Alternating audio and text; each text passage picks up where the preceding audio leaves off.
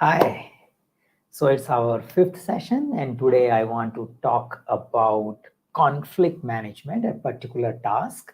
I know it takes time before you come to know that things are already live. So you might be watching this on your LinkedIn or on your YouTube.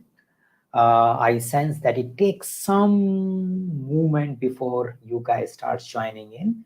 Let me check if it is working well by checking myself in the video, but as of now I do see that it is not yet started for me. Yeah, when I watch myself back. Yeah, video, but as of now I do see. Okay, so I can see it now. So I am live on YouTube and LinkedIn. So that's something we can move forward with. Okay, so agenda for today's session is pretty simple. I need to discuss with you the conflict management topic, which is coming from your PMI exam content outline. And after that, I'm here to answer your PMP specific questions. So that's something we'll do together.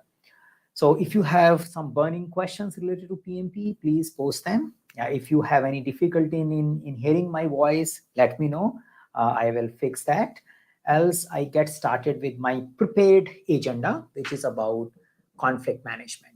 So a quick pause in case if I see some message which requires an attention before I start with my conflict management topic. Okay, so looks like we can go ahead and get started.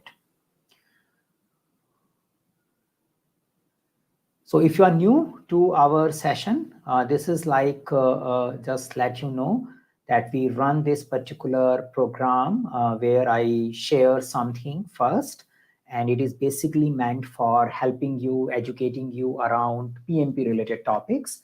And I present something, and that initial presentation may last for 20-25 minutes, a particular important topic for your PMP certification, and then we can have any PMP specific questions and answer.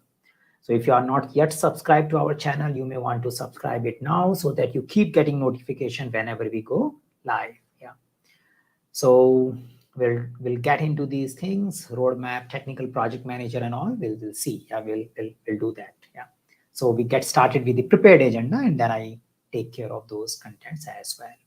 So I hope you can see something on the screen, and this thing is talking about that the PMP exam content outline has three domains: people, process, and business. Many times you are worried about 49 processes of PMBOK 6. I keep reminding, don't worry about them, worry about these 35 tasks more. So we have already covered the 4 tasks which were associated to business domain, which gives you 8% of your PMP exam questions. Now we are starting with the people domain. The people domain have 14 tasks, and it gives around 42% for your exam. So roughly one task may give you around 4 to 6 questions. That's like 7-8% per task on average. Again, there is no task level percentage distribution, but roughly it gives you around 6 questions each task. And today we are picking up the first task from a people domain, which is all about managing conflict. So we'll talk about how a project manager should interpret the source of conflict, how should you analyze it, and evaluate, recommend, reconcile, and resolve the conflicts in an appropriate manner. So what you see below is coming as a PMI ECO task. So what PMI expect you as a project manager that you have a proficiency in these 3 things. Yeah? So when you do the conflict management, you know I can analyze what is the source of conflict. I can understand how escalated the conflict is. I can also see in which particular context the conflict is happening. Is it because the teams are new? Is it because the team has a compelling priority? So I understand the overall context. And looking at the context, looking at the source, looking at the stage, I can evaluate and recommend and suggest, or I probably facilitate how should we deal with the conflict. So as a project manager, you should be having skill in these 3 areas. Now, learning these 3 skills or these 3 areas, we do it with the help of some slides or in some Jamboard presentation, which help us in understanding the conflict management in a little better way. So that's what I am doing now. So let's move. So the first thing is, what is conflict? Yeah. And can we avoid conflict? So as a project manager, we need to keep in mind conflicts are unavoidable. In a way, conflicts are unavoidable in any way of life, but especially when we are working in a projects, we are dealing with uncertainties, even in a predictive life cycle. Because project is all about temporary nature, something we are doing uniquely, which is not a repetition of something we have been doing from last 10 years. There are new set of people who are working together, and if you want to bring creativity out, there is going to be a difference of opinion, there is going to be a disagreement, people may see differently the same issue, and they may want to suggest a different solution, and there will be a difference of opinion which is unavoidable. If that is not happening, we might be following a one person or a one thought without even evaluating it detail. So I as a project manager should be worried if there are not conflict, because there could be a case where nobody cares and everybody has figured it out their own box, and they just operate in that box and they just keep themselves satisfied there, and there is no visible conflict coming out. So I as a project manager get a little worried in that case. So conflicts are unavoidable and they are needed. They are needed for growth and creativity. But I need to manage conflict effectively. If I manage conflict effectively, it helps me in doing my project work better. So some of the ideas related to effective conflict management, we can say that it helps us in creating collaborative and high performing team, because people speak their mind, people understand each other, they come to know better about the preferences of different team members, they have a better trust, they can give a feedback easily, they can receive feedback easily, they can hold each other accountable, which help me in creating a team which can perform well, which can take their own decisions rather than always relying on someone else taking decision on their behalf. So it helps me in creating a collaborative team. And it also creates creativity and innovation. If I have a one direction and I keep following that direction and I never challenge that direction, there is no conflict. But at the same time, then there is no creativity. If we have learned something is not working, we are doing continuous improvement process, someone has a better idea of doing things that may conflict with our existing approach of working, which is a good thing, because when we have these conflicting ideas, we can find a better way of doing things. So it increases creativity and innovation. The more demand for creativity in a given project or in a given environment, you may have a more conflicts there. So it helps me in making my team member more creative. It strengthens the relationship. If I have something in my mind and I'm not speaking, I will keep creating my boundaries. Sometimes you say these people never have a conflict. Looks like they don't relate to each other.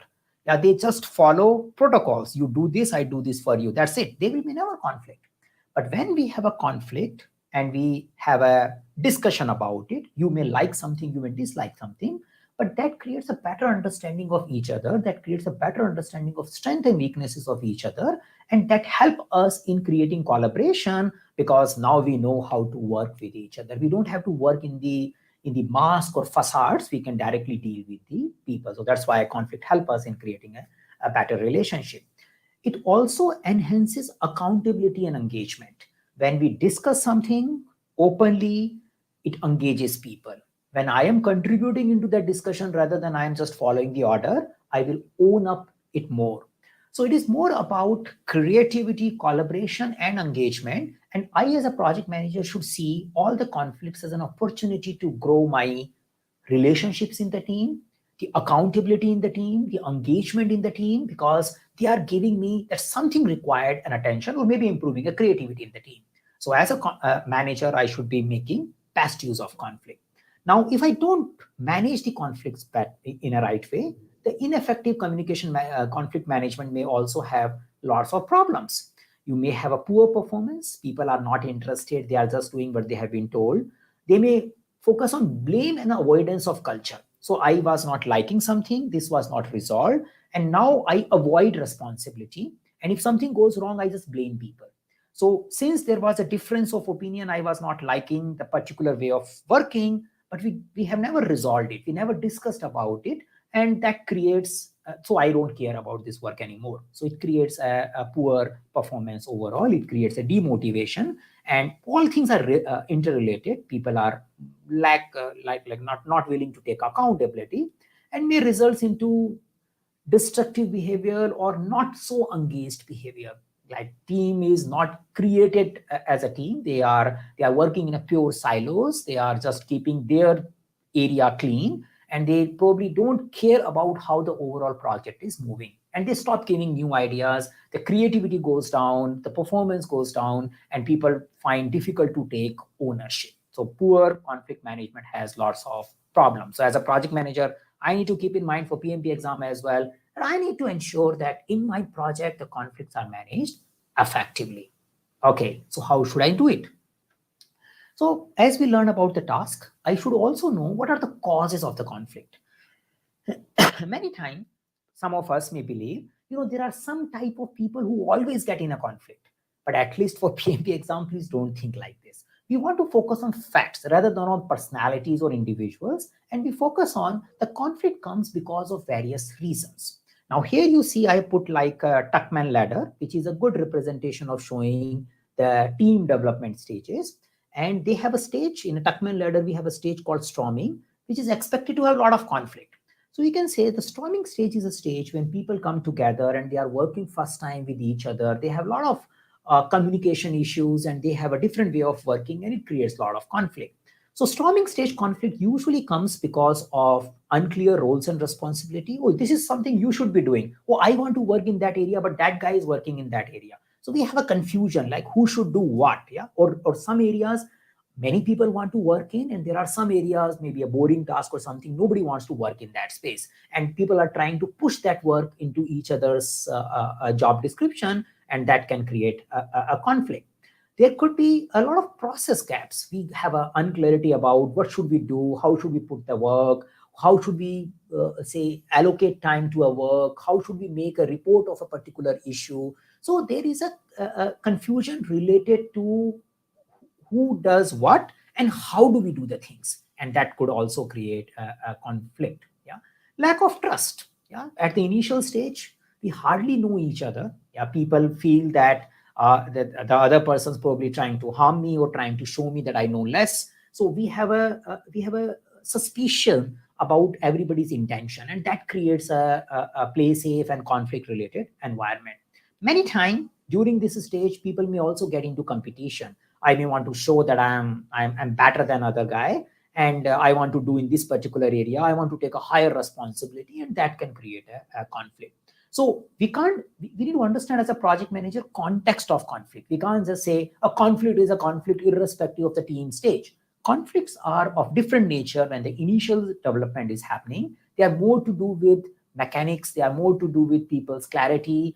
And once the team gets well developed, at a later stage, more and more conflict happens because of different value. Somebody like in a performing stage, say there is a quality guy who might be focusing on ensuring that we build the deliverable without any quality problem. There could be another sales stakeholder who might be more focused on getting to the market fast. And because of they evaluate the value differently, somebody value quality more and somebody value time to market more, there is a conflict. So those kind of conflict, creative conflicts, having difference of opinion related to a same problem will start growing when we move towards the performing stage. So the nature of conversation, the type of conflict. Now, if you are in a performing stage and people are finding this is your responsibility, not mine, then I think as a project manager, I have done something wrong, or in a way, my team is actually not performing. If you say, oh, but we have those kind of conflicts only, so looks like your team has not yet crossed the storming stage itself. So I should do something so that we build team, I make them comfortable with each other so that we move forward. So these are like possible causes of the conflict when you are dealing in your PMP exam, as well as in the reality when you are dealing with the conflict. Now there is a topic in your space which tells you need to understand, analyze the stage of the conflicts, and also. So how do you know the stage? Sometimes you know the conflict is low, conflict is high, but is there any conversation, is there any language which can help me in saying that, okay, conflict is at this particular level?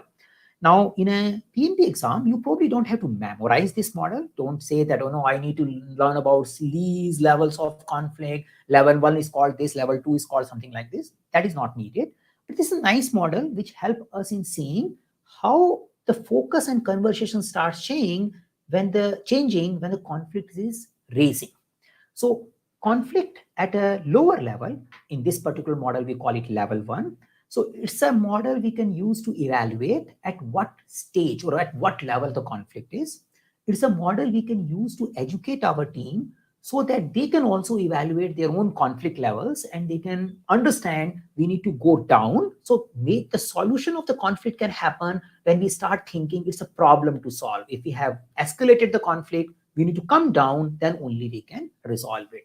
So brief about this particular model and the stages, we can say at an initial level, you have a problem to solve, which means there is an issue, you have a factor, there is a task. Two people have a different way of resolving that issue, and both of them are willing to talk. They are excited to resolve it in a better way.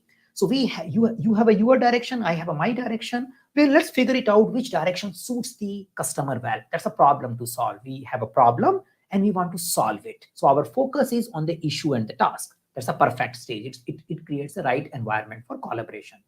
But if the conflict get escalated, if it is not getting resolved at that level, then it leads to a disagreement stage where my opinion becomes important. It is not like we have to solve something together. I have my opinion, you have your opinion, and I need to convince you about my opinion. Yeah, so we have a disagreement. If it goes further, then my opinion becomes more strong, and I try to create group, and we have a one group talking about one opinion, one style of working, another group talking about another style of working. The core issue is not yet much discussed. This conversation becomes more and more generic.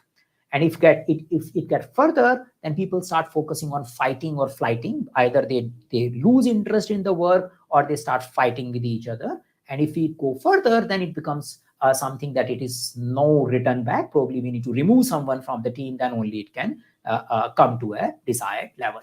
So my focus as a project manager, I don't let conflict to go high, because as conflict is going at a higher level, our focus is becoming more on personal and relationship, and we are losing focus from the task or the issue at hand. So I need to keep eye initially that if conflicts are happening at this level, it is okay, my team member can resolve it. But if it is becoming high, then I need to do some amount of intervention. So that's like a level of conflicts, and you can visualize it with the help of model. Now, final content around what do I do as a project manager in order to handle a conflict. So one thing is that we need to remember the conflict management is everybody's responsibility. It is not like anything goes wrong and project manager has to resolve it.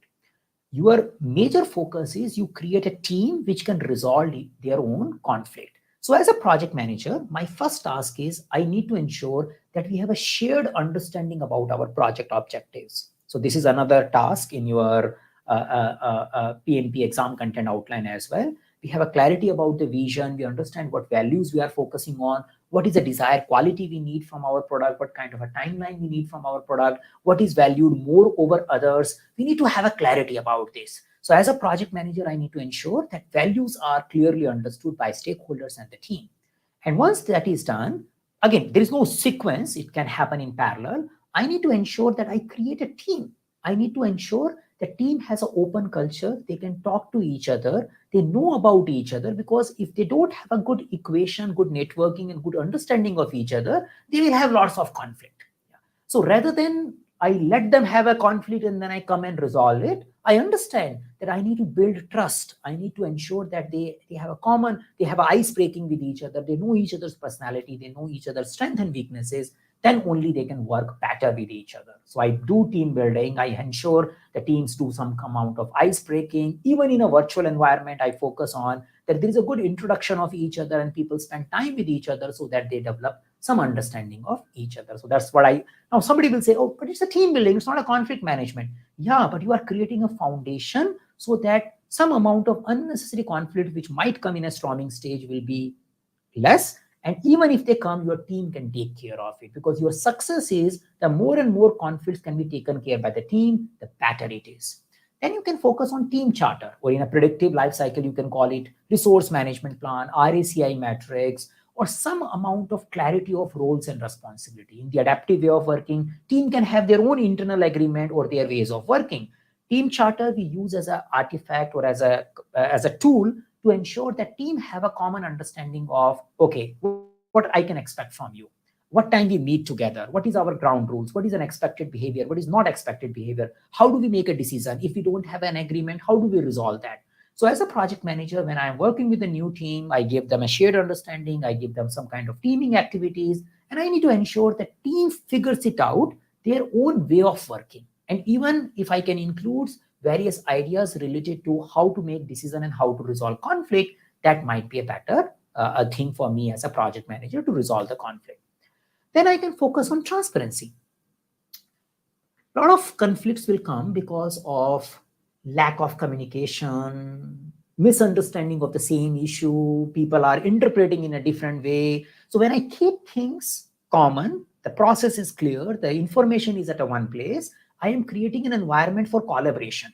And that collaboration, definitely we cannot make conflict zero, but that the collaboration make fact-based conversation. Even if the conflict comes, they remain at a level one. What is level one? Previous discussion. They remain at a issue to solve, problem to solve, because we have a facts and figures available. If you don't have a facts and figures available, if you are not working on the data, then it will be a perception based. I think this guy is not collaborating. I think this person is not producing anything for the project. You think, yeah, because both of you don't have a clear data. So I need to ensure that we resolve these kind of thinking things and we make things transparent. So we make it fact-based conversation inside the team. Then I, as a project manager, should teach conflict management to my people. I need to educate them how to talk, how to speak and give and receive feedback, how to promote open conversation, how to do a conversation with each other.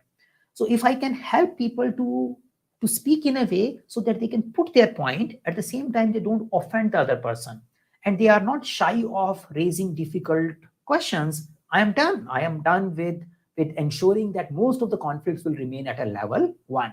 So again, we don't make conflict zero, but we want to ensure that conflict remains at a healthy level, which is problem to solve level. So I teach people conflict management. I teach them how to speak, how to give feedback. Then we continuously focus on improvements, lesson learned, retrospective meeting, process improvements. We reflect on what is working and what is not working. When we have dysfunctions which are surviving for very long, they will produce conflict. But when we have something not working and we resolve that thing at a faster pace, we identify that thing at a frequent level, we ensure that conflicts are taken care in a positive manner.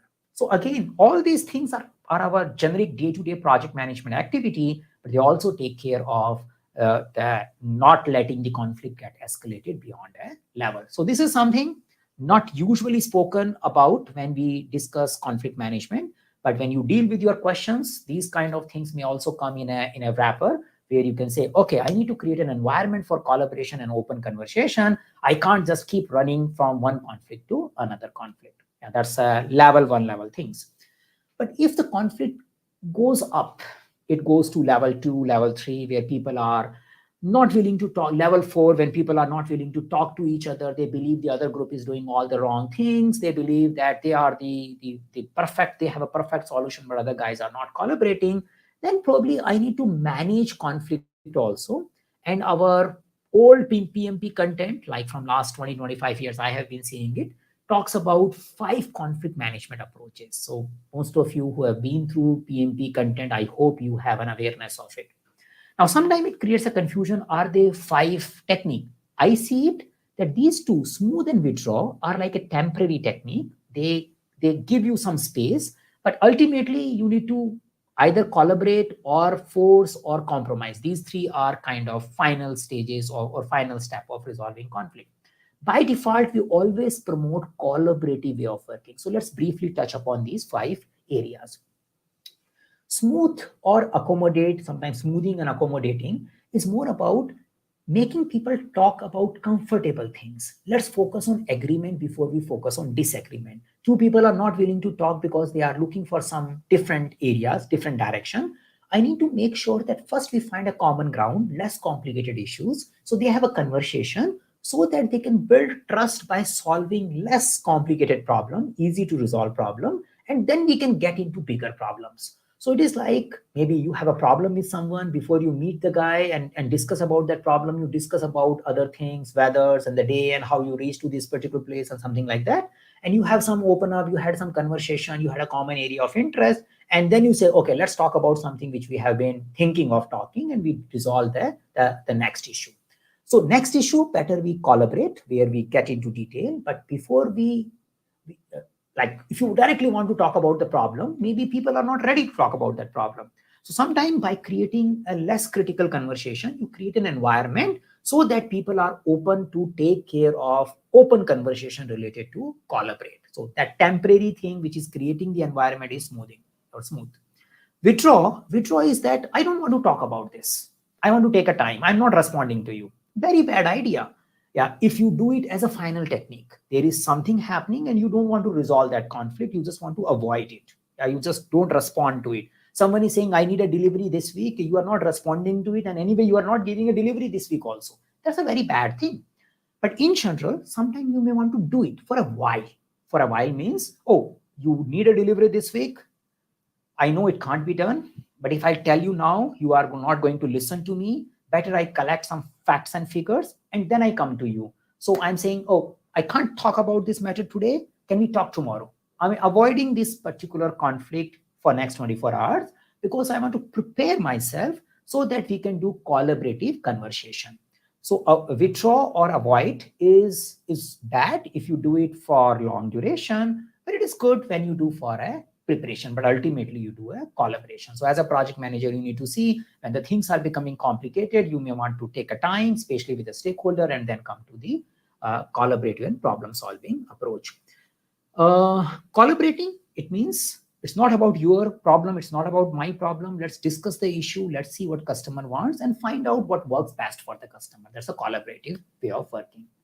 Compromising is final technique, but not a good idea in general. So say you have a solution A, I have a solution B. Is it good if we create 50% from your solution, 50% for my solution and says, this is how we implement it? Maybe our product will become very complicated if we have so many compromises in the product. So for a critical conflicts, we should never compromise. We should focus on, it's not about you, it's not about me. Let's figure it out what helps our customer. Let's figure it out what is the right thing to do rather than your thing and my thing. So I don't do a compromise. But if the stakes are very less, so say you want to meet me at 5 o'clock, I want to meet you at 4 o'clock, and says, yeah, can we meet at 4:30? Half an hour you, half an hour me. Says, okay, I don't want to get into what you are doing the whole day. You don't want to get into my things, and both of us can adjust, and it is good idea. So in general, compromises are okay to do if you want a quick decision and the stakes are not high. It is not like I am making 50% your design and 50% my design, but both of the parties loses some of their comfort. But for less critical conflicts, we can do compromises. Yeah? Not for the critical one, not for when the stakes are very high. Forcing is like my way or highway. You need to do it like this. You all understand this is not a good idea, because if I push something on someone, people will not like it. They will be not engaged in future. They will not trust me. Their engagement and accountability will go down. Yeah, if I am telling you to do something, I will do my best. If it doesn't work, I will tell you only told me to do it. So we don't want to do forcing in our project team. In general, very bad idea, because we focus on building long-term relationship. But there could be some cases where forcing might be okay. If you have a crisis, then you may say, guys, this is what we have to do. We don't have time to discuss about it. Yeah, provided you find some expert doing that decision, because now we are relying on one person's mind. Sometimes when you are working with a vendor, you have a contract and the vendor is not willing to follow that contract. He has a signed contract. You may resort to forcing and say, you need to meet your contractual obligation, else we will say that you are defaulting from your contract. So if you have a situations, in a PMP exam specifically, when you have a situation when you are dealing with a vendor and vendor is kind of deviating from the contracts and those kind of things, probably you can apply forcing. But in general, inside the project team, look for other alternatives, because forcing is most likely to be a wrong option. Yeah, until unless you see a real crisis happening and you know this is the best thing we can do and we don't have a time, then you can go for forcing. But in general, we focus on collaborative way of working in the conflict. Now, before I take other questions, if anyone has a question related to conflict, we take that before we pick up any other discussion. Yeah, any question on conflict, you can type it, we can talk about it. I do have a question here, but that's a little different one. I'm just waiting.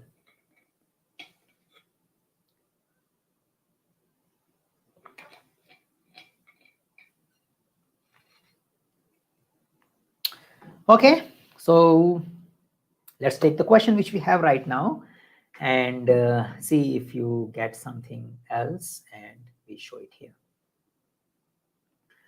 So could you help me in defining the roadmap for technical project manager? So I would say we need to identify what is technical project manager. Most likely, it is a team level project management, which is more inclined towards team leadership, less inclined towards stakeholder and business delivery. And that's why the organization might need someone who can do some amount of technical work and do the project management. So it could be a kind of a role which is a team leadership, technical experts, and project manager, all three put together. Now, the combination of all these three or a percentage of roles and responsibility comes might differ. So if I am thinking of, I realize that I doesn't like, I am working in a space and I don't have an experience to go directly to 50 plus people projects. And I think I can get a chance if I can target 5 people, 7 people, 10 people teams, and then I can become a project manager for that. But I see a lot of jobs are asking for technical skills. Then I need to create my technical project management a profile. So I need to make a list. I need to make a list of the things which I believe will be needed.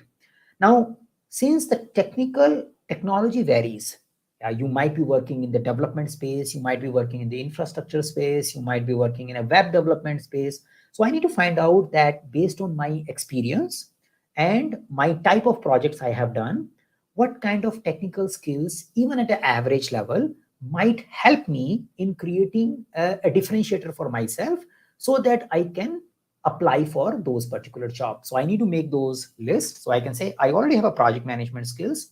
Now I know team management and facilitation skills, but these are the 4 technical skills which I have less.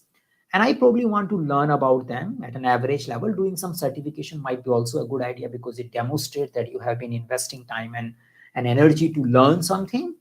And then I target based on these competencies. Yeah. So general formula, make a list of competencies, evaluate your current level, identify the gap, identify the one which are relatively easy to fix and matches with your current style and experience, and fix them first and see how the result starts coming in. Yeah. So that's how probably I can say it. Okay, so we have a question, looks like a conflict management question. As a PM, how do you confront the stakeholder who kind of experts a baby to be delivered in a 1 month instead of a 9? How do you handle them? How to deliver an outcome or super quickly? So say, let's go a little one by one. I can say, I have a situation where my stakeholders are expecting me to deliver, my project team to deliver fast. And I, as a project manager, see that it is difficult to achieve that. Yeah? So that's a conflict. It's a value conflict. Someone wants it fast and you find it difficult to achieve. Now, what do you do next? Are you ready with your facts and figures? Yeah, that's a first thing. Do you have an open and collaborative relationship with that stakeholder? That's a second thing. And based on these 2 things, you have to do something about it. So we go back to our slides. We are not saying that directly focus on confronting, collaborating, and all those things. There is a hidden or a groundwork I need to do all the time by way of having open communication with the stakeholder, having trust and communication happening. So I need to create an informal relationship with those stakeholders all the time, irrespective of conflict is there or conflict is not there. If they see me as a trustable guy, if they see me that I'm not hiding anything, if they see me that you also committed to deliver a business value, my 50% problem is solved, because now there is no suspicion. There is a difference of opinion, but I trust you are doing the great job, and I also want to do my great job to my customer. Let's figure it out. How can we do together about it? But if I lack there, then whatever I do will be not producing the desired result. So as a project manager in a real world, I need to continuously build trust with my team and my stakeholder. How do I do it? With the help of transparency, open communication, and teaming, ice breaking, and trust building activity. So that should be there, assuming that is there. Now, if that is not there, first I need to build that, else it will be a conflicting all the time. Now, along with that, now what I need to talk is I need to do a collaboration. A collaboration means I can say, great, you have some ideas, and I can talk about some of the ideas about my project team. Can we have a joint conversation and figure it out? What can we do to satisfy our customers in a best possible way? Yeah, because we both are targeting to solve the customer's problem. If that situation, if the trust is not that much, and if you are not ready for that conversation, then you may avoid it for a while. You collect the data, and then you come up with a say that, okay, guys, we need to get into the conversation, because not resolving this conflict is going to create a lot of negative impact. You will also start running away. They will also start feeling bad about you. They will start feeling bad about your performance, your team performance, and then whole project will collapse. So I need to build a trust. And in order to build a trust, I need to be open, and I need to be open for conversation, and I need to face this. Without that, the conflict is not going to resolve. And if you don't resolve it, the project is going to suffer. Yeah. So look for the option. If I talk about PMP exam, which talks about listening to the stakeholders, building trust, talking about having a formal and informal relationship with the stakeholder, great idea. That also works. If that option is not there, preparing with the facts and figures, great idea. And having a problem-solving workshop where you and your key stakeholders are present to find out the best solution. All these are great candidates for such kind of question.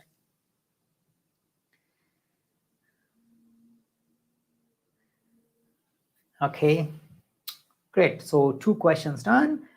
We are today focusing more on conflict-related topics, but yeah, we can talk about anything else as well if it is relevant for your PMP exam preparation. Okay, so why scope creep is natural and expected phenomena in any project? So say, whatever we do, we cannot plan everything perfectly. Yeah. So say you want to do something today. You start your day. You will not be doing exactly what you have planned for today. There will be some deviation keeps happening. So as a project manager, we need to keep in mind, we keep preparing plan, but plan get obsolete very soon.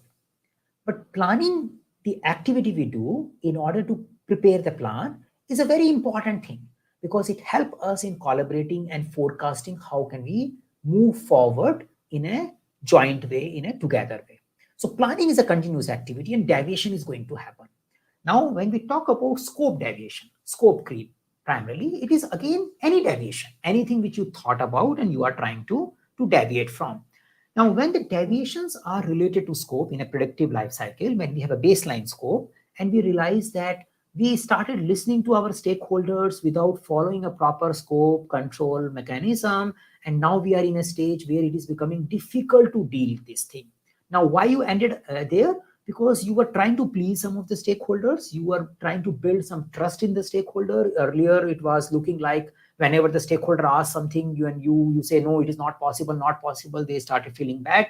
Then you tried doing something to make them happy, but you realize that in the process of making them happy, you get into a trouble. Yeah, because now things are expanding beyond your control. So as a project manager, I need to keep checking my variances, my scope variances also, my other variances also, so that we can bring them to the alignment.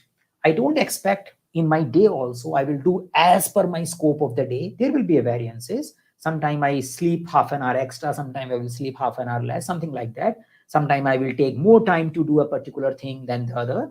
And I may end up doing 3 things rather than 2, but those things are happening periodically. That's why the inspect and adapt, or in our predictive life cycle, the reviews and lesson learns are very important. So periodically, we need to ensure that we have a checkpoints in place, because planning once and executing is not going to work, and that is not what expected from the project manager as well.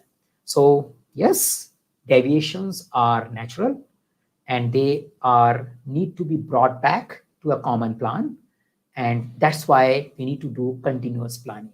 Yeah, else we can just do a plan once and execute it, even in the predictive life cycle.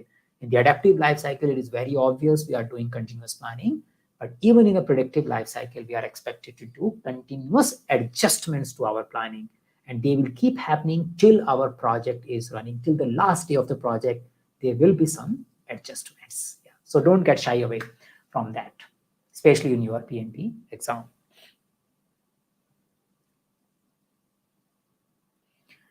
Okay, so here we are. If you have anything.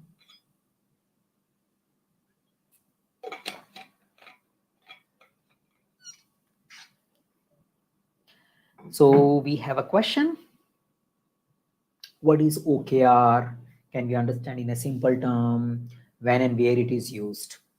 So in a simple word, from a PMP exam perspective, they will be used as an outcome matrix. Yeah. So we need to be very clear what is the difference between output and outcome. So say my usual example in my PMP class. So you have a project where you need to create a robot which will automate your industry process, but the organization wants to save say 40% of their operational cost, which is because of scrap and manual work, with the help of this automated robot. So the outcome is 40% cost saving. The output is the robot. Yeah. Now, when you are measuring periodically, maybe you are doing incremental releases, maybe you have 3 versions of your robot. First, the part 1 will automate some part of process, the second version will automate rest of it, and third version will automate a bigger part of portion, and then your project will be over. Now, once the first part of the operation is automated, your robot is in the factory, version 1. Now we want to see how much cost saving we started making because of this automation. So we want to track the outcome. Now, one of the way of tracking that thing is objectives and key results. So you can say, which is also called OKR. Somebody may say, our objective is that we want to reduce our operational cost. Our key results is that we want to reduce our wastage, scrap cost by 30%. We want to ensure the time it takes to process the material get reduced by 20%, which saves a 20% cost, something like this. So we have an objective of saving costs, and then you have a key results which are traceable, evaluatable, which you want to trace to see are we achieving our objective. Now somebody say, oh, we want to make a cost saving. Yeah, we have made a cost saving, we saved something. But what are the specific thing we have saved? How much percentage we have saved? That can be identified with the help of objectives and key results. And that's the term we use from our PMP exam perspective. It's a business domain topic. It's an outcome matrices, and on a various milestone reviews, you probably need to produce outcome matrices also, rather than only focusing on the deliverable is 50% complete. You probably also need to talk about the cost saving from the first deliverable is 25%. We were expecting 30%. We have a variance of 5%, and we have learned these new things about that particular variance. And if we have to improve this, probably we need to do these kind of adjustments. So we take a feedback in account. And for that, one of the way of doing is OKR, documenting those outcome matrices. Okay, so that's the another thing. Great. So we are about to close our session. I see we are approximately 15 minutes more.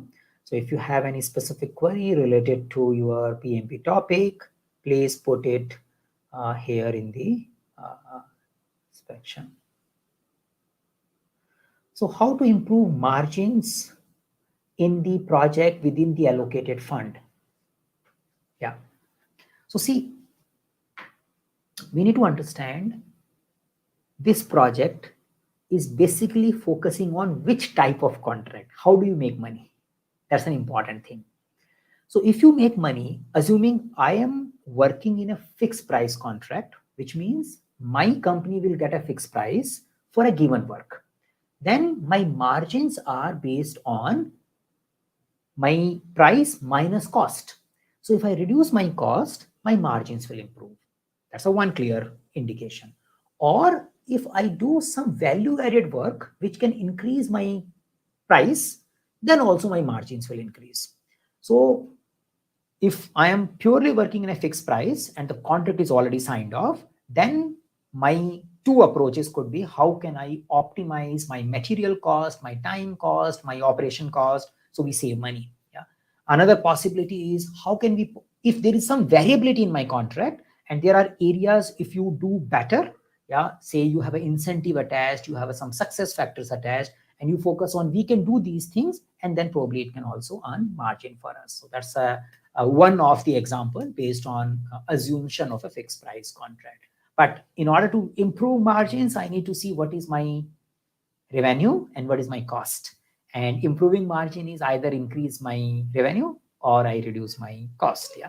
For example, if a time and material work I'm doing, my company is in a time and material contract, and I have hired 10 people and deployed them, I'm getting fixed price per person per month.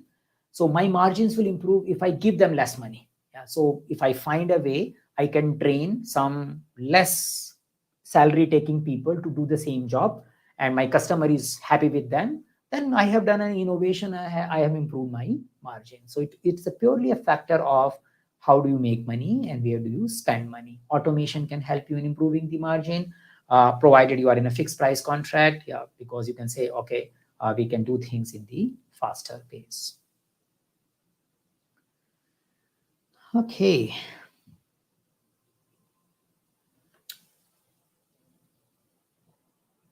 But for PMP exam, this margin conversation you can purely avoid. Nothing much will come.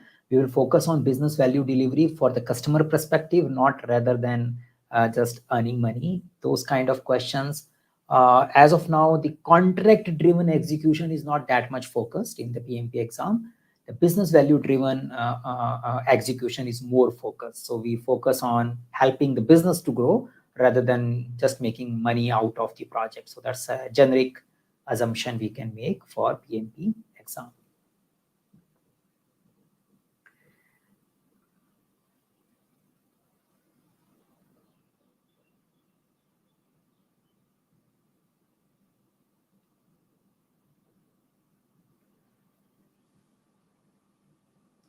So what should we do again? So what should we do if the management is not accepting our outcome? So most likely it is your output rather than outcome. Yeah, that's the one thing. Because outcome cannot be produced by you. Outcome comes from the reality. And I accept it or reject it. Outcome is outcome. It's a reality. Yeah. So say you spend money and you don't like what you get. It's an outcome. Yeah, you can't do much about it. That's the thing. Now, this question can be converted into a conflict management question.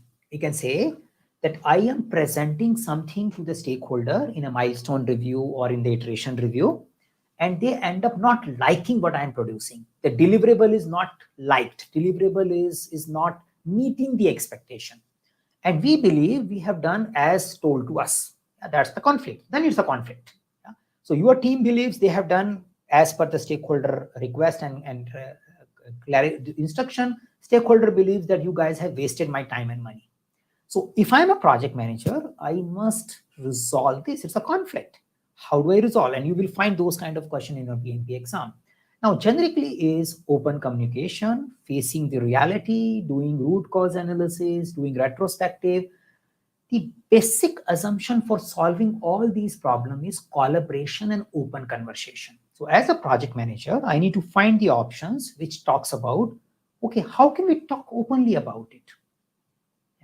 Don't think that project is company A and acceptance is company B. And if you don't like it, they will save money and they will blame you and run away from there. Now, in some reality, we may work in those environments, but for a PMP exam, we focus on that. That is the problem I solve first. I ensure that we have a foundation for collaboration.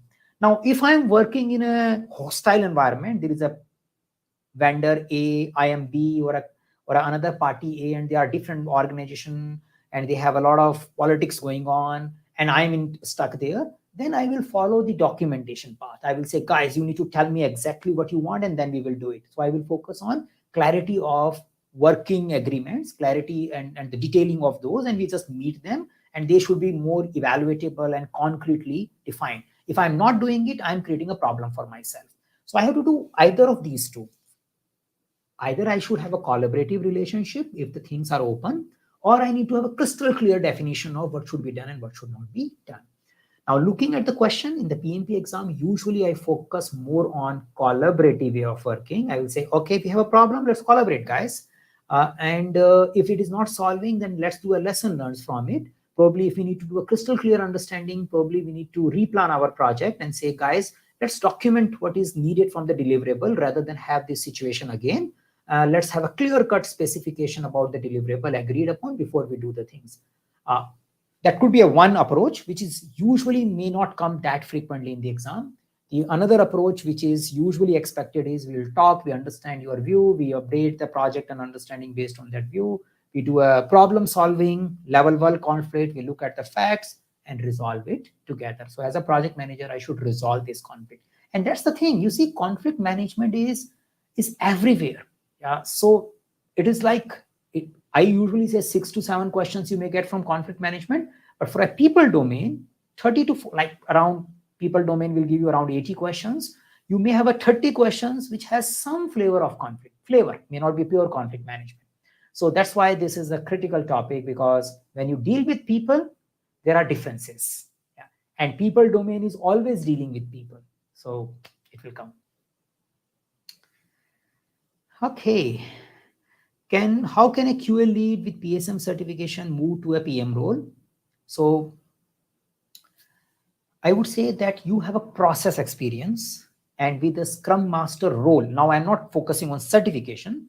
If you have played a Scrum Master role, then you have a team leadership experience as well. You know how to facilitate and all those things. So the whole idea is I need to make my competency list. I keep repeating this answer. So I need to see what is my desired role, for example, project manager, and what kind of competencies that role needs. Say you list down 10. And because of my QA experience and Scrum Master experience, these are the competencies I already have. And there is some gap, and I need to figure out how do I fill that gap. If this gap is right education, right learning, then it can be easily filled with the help of PMP certification, because PMP certification helps you in knowing those things. If the gap is a little bit beyond that, like an experience lack, even an understanding of the whole project lack, is not there, or you have never worked in the complicated projects, then you need to say, I need to start observing the projects also a little bit more. Generic recommendation, again, it depends upon everybody's profile and the current competencies. But the generic recommendation is I need to learn about project management, and which I can do with the help of PMP certification. The PMI's exam content outline, which is we call it ECO, lists down things which is expected from the project managers. There are 35 tasks. So even if you are not yet ready for PMP certification, you can go to a PMI website, go to a PMP certification, and download exam content outline and read various tasks. And you can say, okay, these are the things PMI expects from the project manager. And again, these are the generically expected things from the project manager. Each organization will have their unique PM role profile, but these are the 35 tasks which are usually asked. So if I get at least 30 out of those 35 tasks and I have a competency in it, I can probably find a role for myself with some specialization added on based on my previous experience. Yeah. So PMP certification is an education, but you need to do a little bit of your own planning. Yeah.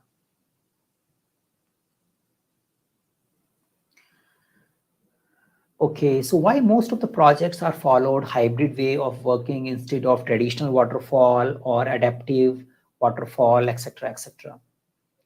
So what my personal take is, each situation is unique and you cannot apply anything directly anywhere. You need to do tailoring. You need to identify context, your own context, and add there. Now, after you add context to a particular framework, what do you call it? You may keep calling it the thing where you started from, maybe agile or waterfall, or you may call it that this is no more thing where we started for, this is something which we have created. This is our approach. Now, in general, hybrid is your approach.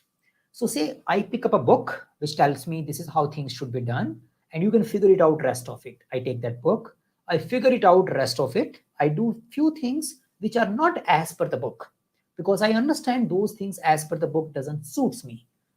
So the beauty of hybrid is there is no book for hybrid. There can't be a book for hybrid. Hybrid is that what works for you.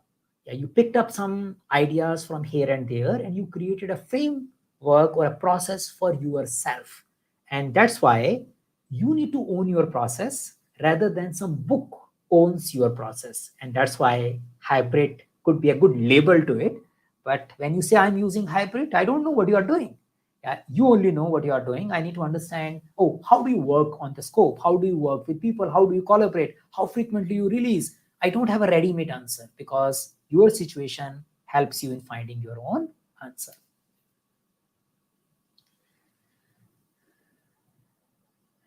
Okay, great. So Pradeep is here. Great. So great, guys. We are approaching to our time box. So if I take a stock of situation, we discussed few questions and we explored in our initial 20-25 minutes a topic related to conflict management. Please don't limit conflict management as a just conflict terminology alone, but you need to take it little beyond. Yeah.